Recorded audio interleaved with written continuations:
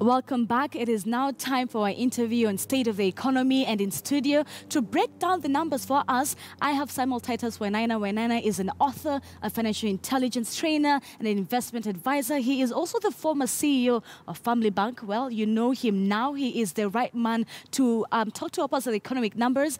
So good morning, sir. Thank you so much for taking time. Thanks so much. On a Thursday morning as we're closing off the year. Yeah. So you're an author. You're the former CEO of Family Bank. I can't wait for us to jump straight into this conversation of the country's economy. Yes. So 2017, it's been quite a year. It's been a busy one, both politically and also economically speaking. Yes. How have we performed this year? Paint for us an image of Kenya in 2017. Morning, viewers. It's an honor to be here. Yeah. Yeah, 2017, we are just about 3 days to the end of the year. It's been a long year. 365 days appeared as if it was 1,000 days. Right. Yeah, it was an election year, very unique in its way, because for the first time since independence, we had a presidential election nullified. It has never happened, but thank God that as a country we've matured. We were able to hold our country together. And congratulations to all of us for that show of maturity. So thank God we are over the elections and we are still intact as a people. Economic-wise, the economy received a lot of battering, because everybody, since March when political parties started nominations up to the culmination of the swearing in of President Uhuru Kenyatta, and congratulations, economic activities took a background or whatever. It was no longer a priority. We are all preoccupied with who wins MCA election, all those seats. So the projected economic growth was about 5.5. Now it has been scaled down to 4.9. We've not done well in the economic space because of our preoccupation with the politics. So as a country, we've lost a lot because of that preoccupation. And I look forward to a day where our politics will not interfere with our economic activities. Right. Yeah. And I'm glad you say that, because you've written quite a number of books, such as, The Barriers, My Excuses, The Barriers to Dreams and Success, How to Start and Grow a Profitable Business. But if there's one book that really caught my attention, is The Art of Winning Election. Yes. So how has this prolonged campaigns that we've seen really come to affect our economy? Not only the prolonged elections, but the months of heightened uncertainty within the country. How has that affected the economy? Yeah, it's true. I am an author. I took early retirement from the public service. My last posting was as the team leader, Women Enterprise Fund. I'm a champion of women empowerment. So when I'm being interviewed by a woman, I feel good. Yeah. Because I believe in women empowerment. And I've written 4 books. And The Art of Winning Election that came out in May was my contribution to promoting decency in our political space, promoting peaceful elections. And my message in that book was that we can do politics as decent people. We don't have to shed blood. We don't have to destroy property to get to the political office, because it's a contradiction that you can injure, you can kill people that you wanted to read. You cannot read the people when they are in the cemeteries. That was my message.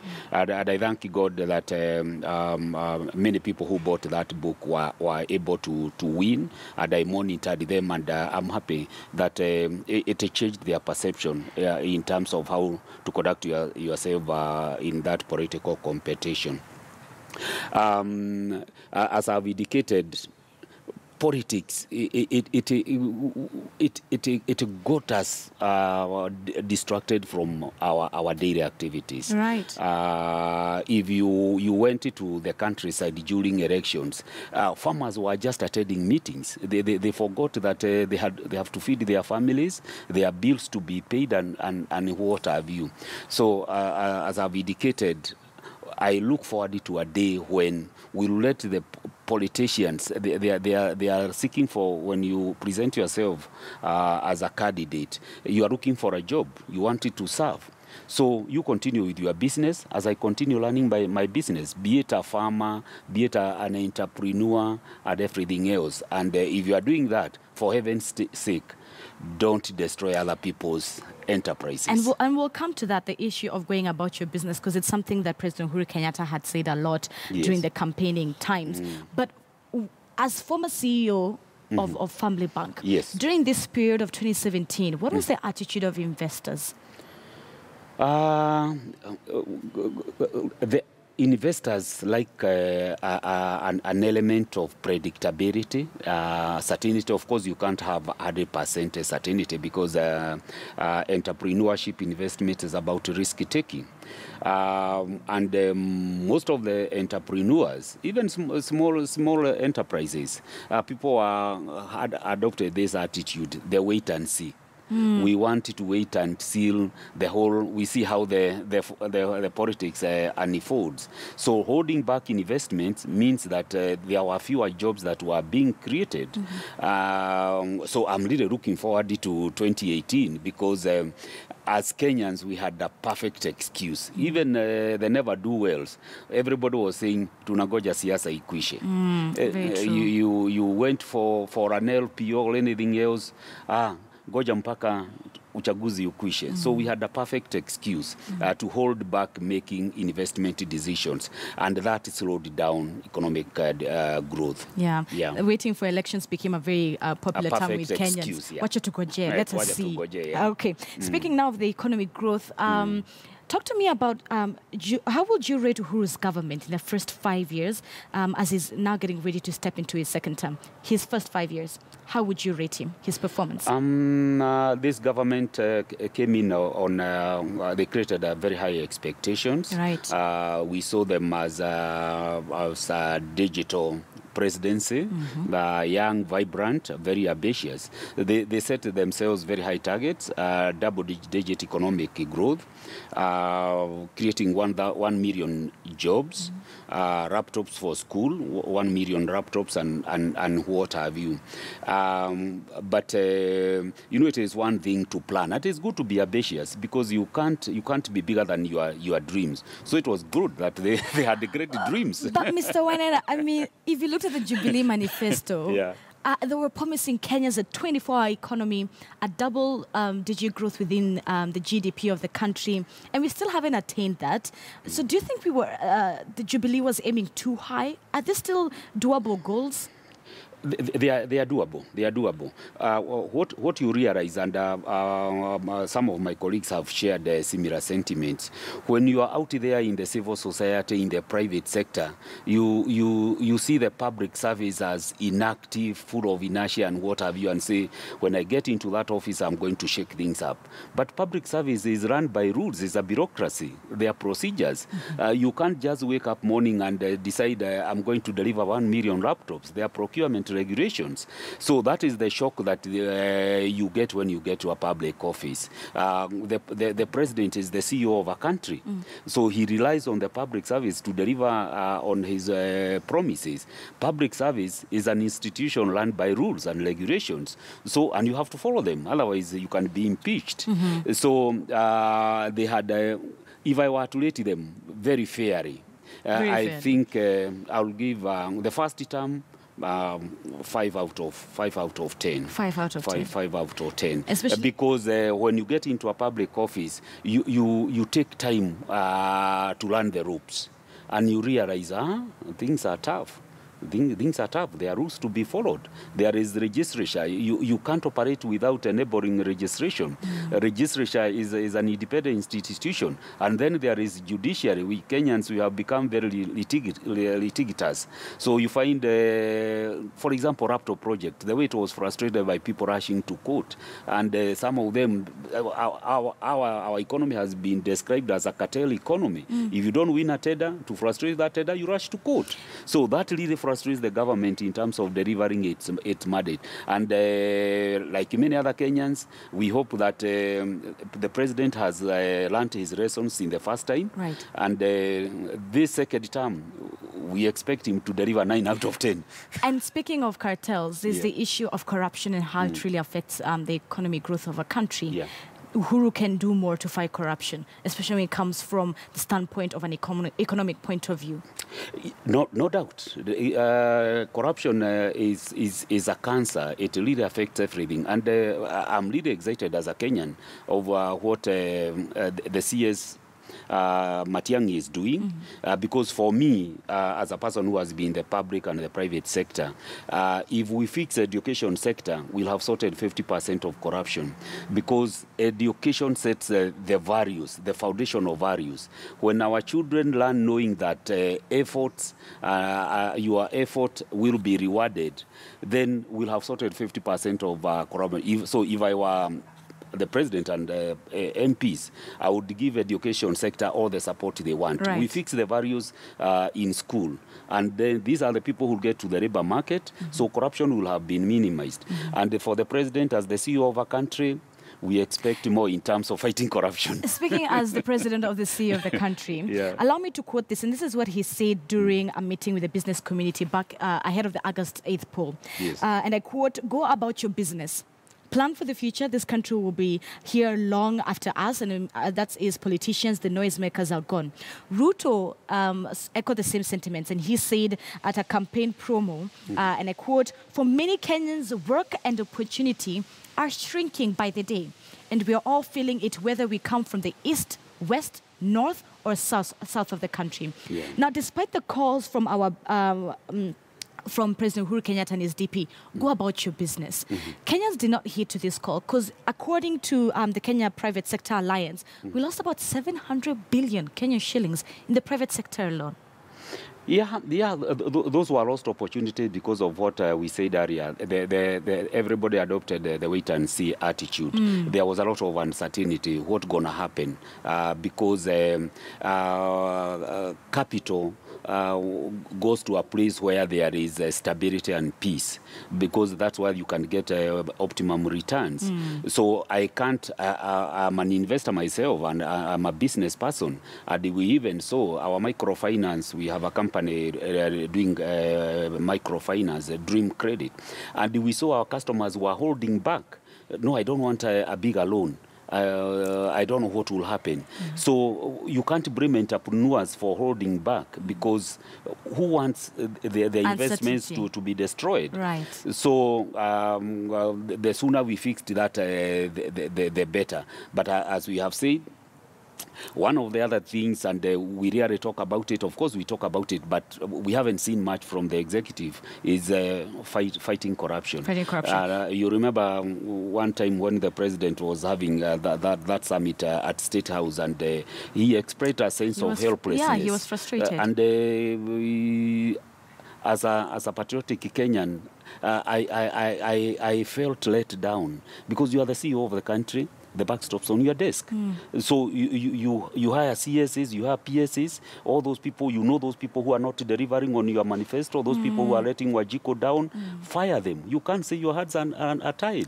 So if we sorted out corruption, I can tell you, even economic growth, we can easily achieve the 10% growth. Oh yeah. Speaking of economic growth, Mr. Wainaina, there's a drought that is currently happening in Kenya. It's being foreseen to continue back in 2018. Oil prices this year had also risen, as well as a weak credit growth. With something like a drought, something that we can foresee, something that that is outside there. Yes. How can we go about planning this so it doesn't affect the country's economic growth? One of the major promissory note by Jubilee government was to deliver 1 million acres at Garana and Gararu. And people are asking where it is. Yeah, to sort out this issue of a dependency on lanes and what have you, so that we take charge of our farming, the food insecurity, because you can't lead a people who are hungry. And unfortunately, as I already indicated, when you're out there campaigning, you can promise anything. But when the reality dawns, when you get to the execution, you find delivering 1 million acres in 5 years is a tall order. And then the bureaucracy, the corruption, and what have you. There are some efforts that are going. I'm happy with what the government is doing, constructing big dams and what have you. I hope there will be lesser corruption in the execution of those things, because unless we get to a point where we become food secure, then we can't talk of being a middle-income country starving, begging for food. Give us a break. Yeah. So there is more to be done in that space. A lot of planning that needs to go around that. Yeah. Let's quickly talk about the manufacturing industry. And more specifically, I chose to narrow down on manufacturing because what we saw earlier this year, the plastic ban, a big win for Kenya in terms of environment conservation. Yes. But also on the other hand, according to the Kenya Association of Manufacturers, 6 out of 10 manufacturing companies saw a 0 to negative growth. Around 47% of manufacturers had to cut their jobs. What were your feelings towards this? Yeah, it's true. We've seen so many companies, quoted companies, giving profit warnings that their profitability for this year will be lesser than 25%. Capital Markets Authority regulations requires that if your profitability will go down by more than 25% compared with the preceding year, you've got to give profit warning. So many of them have given warnings, and of course, including banks, which is very unusual for us. These banks have been making billions, but because of that slowdown in economic growth, at the people, because even as citizens, the 47 million of us, people were saving money for emergency because they didn't know. Everybody was scared. What going to happen given our past in 2007, 2008? So when there is less spending power, when people are holding on to their cash, not spending money on buying goods and services, the manufacturers are not able to produce more. So they cut down on employment. There has been a lot of retrenchment. We've seen banks closing branches and what have you. The sad case of Nakumat and other institutions. Right. So it's been a tough year for manufacturers and everybody else. But Mr. Wainaina, when you have here a clear goal that will see jobs being lost, and this was the biggest debate this year with the manufacturing, you have a goal here which is environmental cleanliness, rather, paying more attention to our environment, and that means banning plastic bags, right? But on the other note, like we said, unemployment will go up. So is there a strike that we need to balance between our economic goals as well as key areas such as environment, making sure Kenya is still clean and sustainable? Because this is just one sector, manufacturing. We could see something like this happen within health. That could see, yes, a loss of job, but also, on the other hand, a very big win for the country. I think for me, and this is one thing that this government will be remembered for, of course, SGR. It's good to celebrate your small victories. That environmental victory, banning plastic bags. We've seen our towns are becoming cleaner. Our small towns in the rural areas, they are becoming cleaner and what have you. And we can't sacrifice our environment at the altar of profitability. So for me, that was a well done job. I think Professor Okungu, and of course the CEO of the country, when the president, a job well done.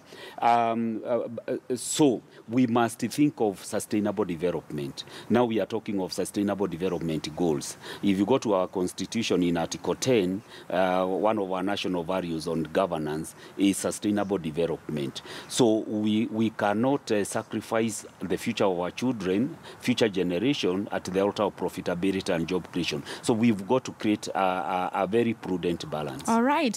Lastly, what would you want to see President Uhuru do in his second and last term, especially within an economic perspective? We expect him to not to go down to thinking of a lesser goal than the 10% growth, because that's the only way we are going to create jobs for the youth. I admire what these guys who are just on stage there, they are doing very creative stuff. So there is a lot the government can do to support them. So we want the president to deliver on the four pillars that he's talked about: housing, health, education, and food security. And of course, if we sort out corruption, he will have secured his legacy. Beautiful. Yeah. Lastly, your books, How to Start and Grow a Profitable Business, My Excuses, The Barriers to Dreams and Success.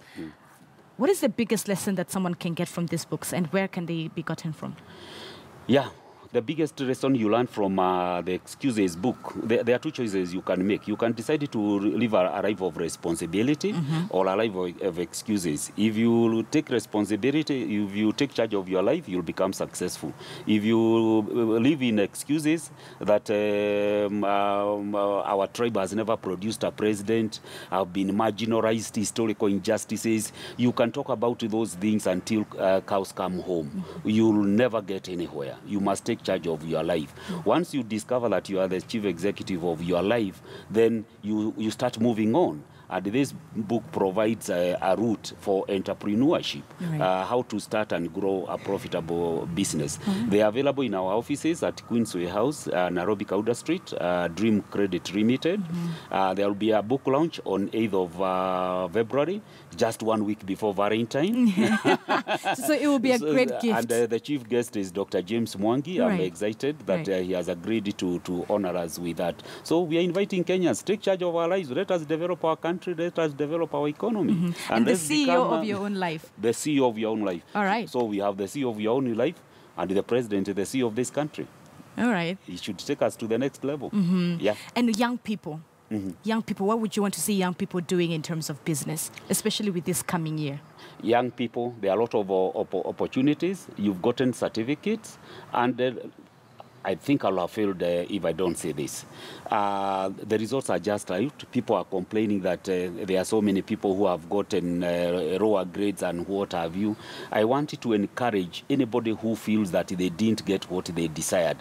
That's not the end of life. Those people who got A plain and those who got E minus, none of them has an experience in the next life, the chapter that they are opening. So you are all beginners.